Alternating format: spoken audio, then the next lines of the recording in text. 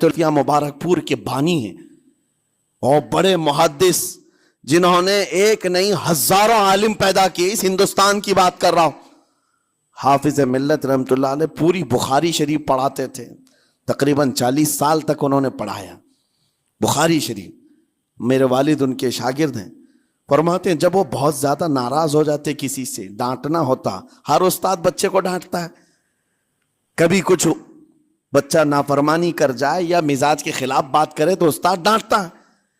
तो हाफिज मिल्लत रहमतुल्लाह अलैह अगर किसी शागिर्द को डांटते भी गुस्से में तो कहते हैं ए जन्नती क्या कर रहा है। कहते हैं अगर ये जुमला कबूल भी हो जाए तो बच्चा जन्नती हो जाए। लहजे की ये इस्तेमालात औलिया से सीखो मेरे अजीजों। गुस्से पर कंट्रोल उस वक्त तुम्हारे अखलाक मालूम होते हैं जब तुम्हारा गुस्सा उरूज पर होता है। उस वक्त तुम्हारी हकीकत लोगों के सामने आती है। वो अपने शागिर्दों को डांटते भी तो जन्नती कहकर डांटते हैं, यानी कोई गाली नहीं है, कोई बुरे कलमे नहीं है, बल्कि ऐसा जुमला है कि अगर कबूल भी हो गया उस्ताद की जुबान से, उसकी तो जिंदगी वसूल होगी, उसका बेड़ा पार हो गया। हमारे दरमियान माँ बाप को भी ये चाहिए कि बच्चों को किस तरह के अखलाक आप दे रहे हैं। गुफ्तगू करने के मुतालिक कुरान में अल्लाह ताला ने आदाब बताए हैं। जब आप घरों के अंदर मौजूद हो तो बच्चों के सामने किस तरह की गुफ्तगू किया करेंगे, कैसी बात करेंगे।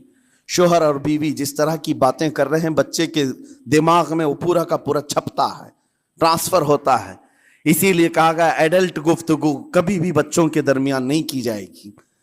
जो मैच्योरिटी में नहीं है उन बच्चों के सामने माँ और बाप बैठ करके कलाम भी ना करें, बात ना करें।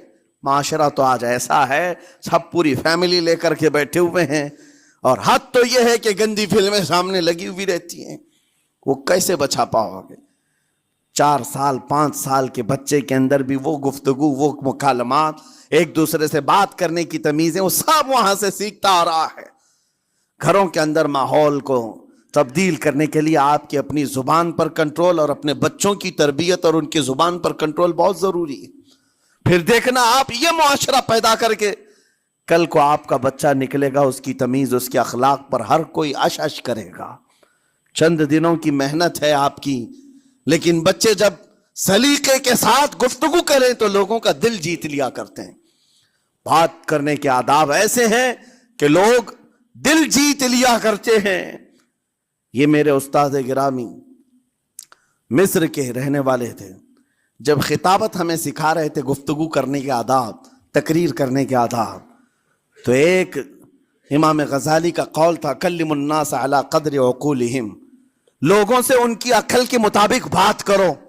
इस पर वो समझाते हुए हमें ट्रेनिंग देते थे और कहते थे कि तुम्हारे पास आने वाले कई तरह के लोग होंगे। अगर तुम इमाम हो, अगर दाई हो, खतीब हो, मुकर्रिर हो, कोई गरीब घर से, कोई बड़े अमीर घर से, कोई पढ़ा लिखा आएगा, कोई जाहिल होगा, कोई बदतमीज भी होगा, कोई नेकोकार, कोई गुनहगार, सब तरह के मिक्स मजमुआ तुम्हारे पास होगा।